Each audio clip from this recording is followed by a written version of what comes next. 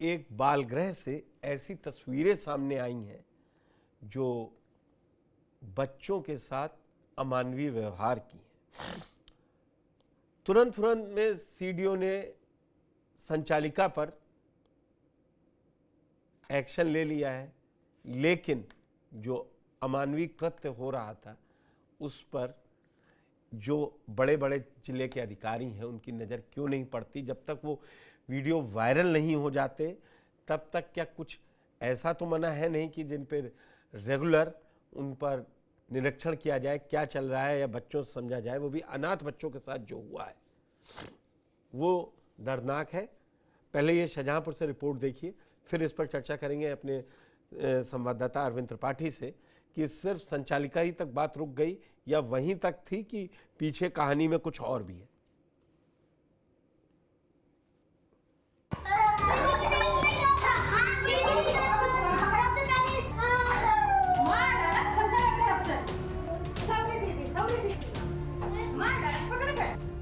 शाहजहांपुर में बरेली मोड़ स्थित राजकीय बाल गृह एक बार फिर से विवादों में घिर गया है। यहाँ निवास कर रहे 13 अनाथ बच्चों के साथ क्रूरता की शर्मनाक तस्वीरें सामने आई हैं। वायरल हुए वीडियो में केयर टेकर पूनम गंगवार बच्चों को डंडे से पीटती, थप्पड़ मारती और उनके कान खींचती नजर आ रही हैं। राजकीय बाल गृह में इस तरह का मामला पहले भी उठ चुका है। ये मेरे को वहाँ से कहीं से सूचना मिली थी सितंबर 2024 में, कि तारीख तो मुझे ध्यान नहीं है लगभग, तो मुझे सूचना मिली थी कि वहाँ जो बच्चे अनाथ रह रहे हैं उनके साथ वहाँ की केयर टेकर के साथ बहुत ही अमानवीय तरीके से उसको मारा जाता है, पीटा जाता है। तो ये मुझे सूचना मिली थी। उसके बाद मैं सितंबर लास्ट में ही उस गृह में गया था और जाने के बाद मैंने वहाँ से कुछ जानकारियाँ जुटाई। जो वहाँ पे मज़दूर काम कर रहे थे, मैंने उनको फिर वहाँ पे लगाया और अक्टूबर में मेरे को वहाँ से एक वीडियो मैंने बनवाया जिसमें वो महिला जो थी वो मार पिटाई करते हुए स्पष्ट दिखाई दे रही है। जिला पंचायत सदस्य मुकेश दीक्षित ने बताया कि ये घटना सितंबर 2024 की है। उन्होंने बताया कि 31 दिसंबर 2024 को इस पूरे प्रकरण की शिकायत उच्च अधिकारियों से की थी, लेकिन कोई कार्रवाई नहीं हुई। इसके बाद उन्होंने लखनऊ तक पत्राचार किया और तमाम शिकायतें की, लेकिन कोई कार्रवाई नहीं हुई। तब जाकर उन्होंने घटना से संबंधित वीडियो सोशल मीडिया पर वायरल कर दिए।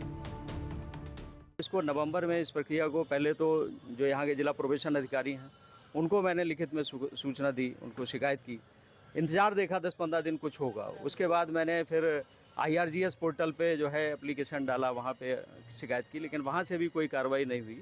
तो उसके बाद मैंने फिर इसको 31 दिसंबर के आसपास मैंने माननीय मुख्यमंत्री जी, जिलाधिकारी जी और जो निदेशक महिला कल्याण है उनको भी पत्र के माध्यम से शिकायत दर्ज की। लेकिन उसमें उन्होंने हीला हवाली करते हुए ना तो उस महिला के खिलाफ कोई FIR लिखाई और ना ही कोई, केवल उसको ये बताया गया, मेरे को लिखित में दिया गया, उसका मेरे पास प्रपत्र है, उसमें ये मेरे को बताया गया कि उस केयर टेकर को वहाँ से हटा के दूसरी जगह संबद्ध कर दिया गया। वायरल हो रहे वीडियो में स्पष्ट रूप से बच्चों के साथ की गई मारपीट और शारीरिक उत्पीड़न की तस्वीरें देखी जा सकती हैं, जिससे आमजन में आक्रोश व्याप्त है। अब चूंकि वीडियो सोशल मीडिया पर वायरल हुई तो जिला प्रशासन में हड़कंप मच गया। शिकायत और वायरल वीडियो के आधार पर मुख्य विकास अधिकारी द्वारा आनन फानन में जांच करवाकर अनाथ बच्चों पर अत्याचार करने वाली केयर टेकर की सेवा समाप्त करने के निर्देश देते हुए जिला प्रोबेशन अधिकारी से भी स्पष्टीकरण मांगा गया है। वीडियो वायरल रात को हुआ था, परसों कल सुबह जाके जांच कर दी गई थी। जांच के अंदर आख्या भी सबमिट की गई थी। इसमें जो है जिसका वीडियो वायरल था श्रीमती पूनम गंगवार थी और उनके ऊपर जो है उनकी सेवा समाप्ति कर दी गई है। उनके ऊपर विधिक कार्रवाई के आदेश दे दिए गए हैं, उनके खिलाफ तहरीर दी जा रही है। साथ ही साथ जो है जो वहाँ के जो अधीक्षक थे, जो नेमचंद जी थे, मनोवैज्ञानिक हैं वहाँ के, वो मनोचिकित्सक हैं, उनके खिलाफ भी कार्रवाई के लिए शासन फिर लिख दिया गया है निलंबन और कार्रवाई हेतु। और साथ ही साथ जो है डिस्ट्रिक्ट प्रोबेशन अधिकारी का उसमें वो मांगा गया है स्पष्टीकरण। और साथ ही साथ अगले 2 दिन के अंदर IP वॉइस इनेबल्ड कैमराज वहाँ पे लगाए जा रहे हैं सारे बेडरूम्स के अंदर, ताकि बच्चों के साथ ये कार्रवाई दोबारा ना हो। ऐसे में सवाल ये उठता है कि जब शिकायत 2024 में की गई थी तो आखिर इस मामले को दबाया क्यों गया? जिला प्रोविजन अधिकारी जिसकी जिम्मेदारी थी, उन्होंने केयर टेकर पर कार्रवाई क्यों नहीं की? इसके पीछे भी एक बड़ी वजह मानी जा रही है, क्योंकि केयर टेकर इसी विभाग से संबंधित एक अधिकारी की खास बताई जा रही है। इसीलिए अबोध अनाथ बच्चों पर अमानवीय व्यवहार विभाग के अधिकारी आंख मूंद कर देखते रहे और नौनिहालों पर अत्याचार और जुल्म ज्यादती होती रही।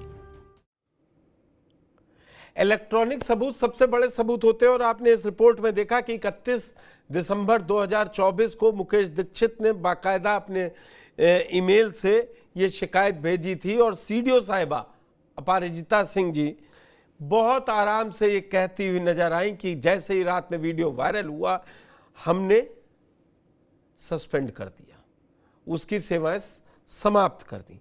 मेरे साथ शाहजहांपुर से संवाददाता अरविंद त्रिपाठी जुड़ चुके हैं। अरविंद जी, सिर्फ खबर इतनी ही है जितनी सीडीओ साहिबा ने बताई या इसमें और भी बड़े लोग शामिल होंगे?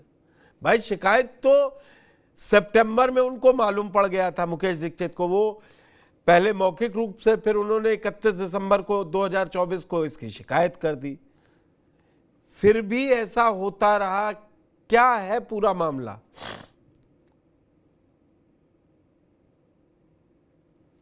अनम्यूट कीजिए अपने को।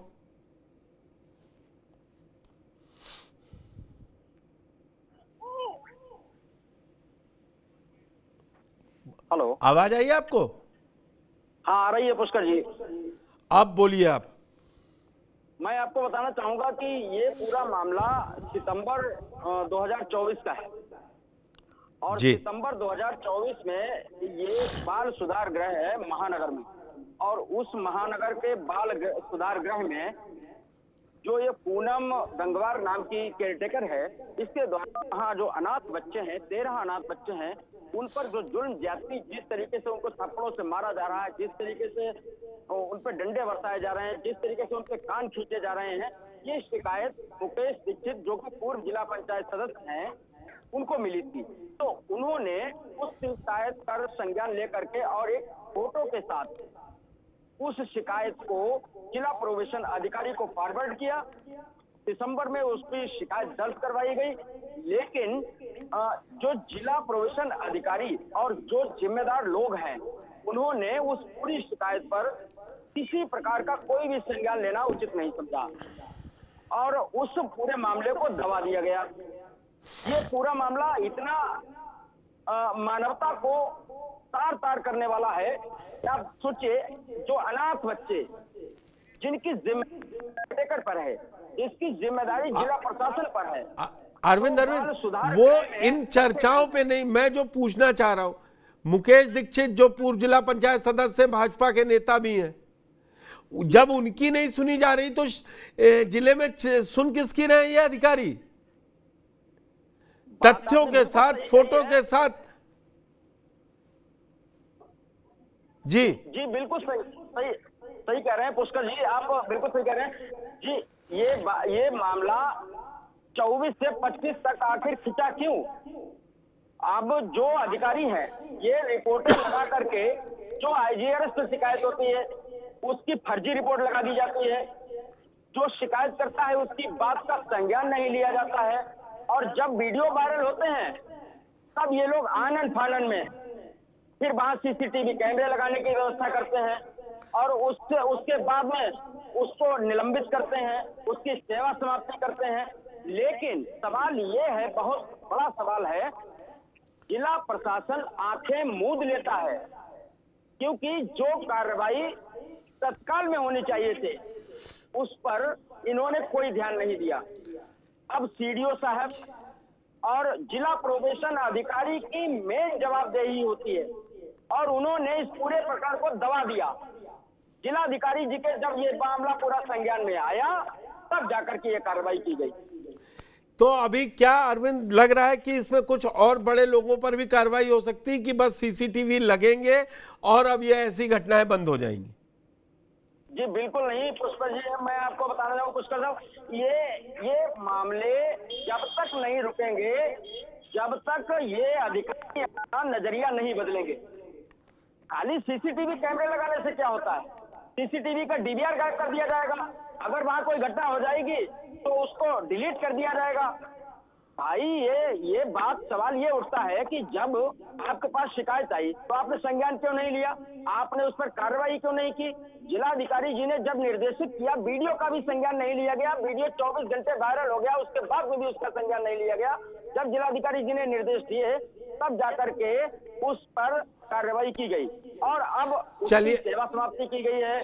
जो वहाँ मनोवैज्ञानिक डॉक्टर मुझे लगता है ना उसको अरविंद, किया गया है। अरविंद, तो ये सवाल अरविंद, ये इस नहीं है। मामले में सच्ची और सही कार्रवाई तब होगी कि वो कौन लोग थे जो 31 दिसंबर 2024 से लिखित शिकायत के बावजूद उस पर उनके कानों पर जूं नहीं रेंग रही थी। आप इस खबर पे बने रहिएगा, आगे अपडेट दीजिएगा कितने दिनों में सीसीटीवी लग पाए और क्या अब उसकी भी जांच हो रही है कि जब शिकायत दिसंबर में हुई थी तो 6 महीने क्यों लग गए।